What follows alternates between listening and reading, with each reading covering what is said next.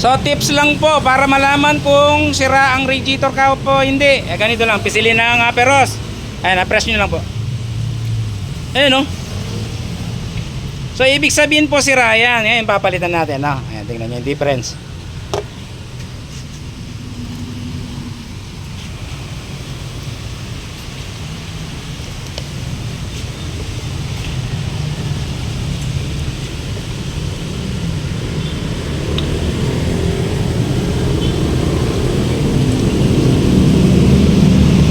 So ito po yung bagong palit. Okay, tanggalin ko ulit. So ito po yung kanina, tapos ito yung surplus.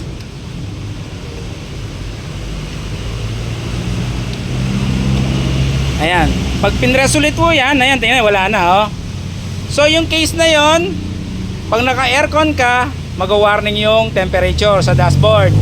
So isa yung nakaka-operate sa makina. Marumi na yung radiator, sira pa to, lagot ka. Kaya gawin nyo po, aware kayo dyan, palitan na kagad. Bisitahin nyo yung nagre-radiator nyo para at least di masira ang makina. Salamat sa panonood.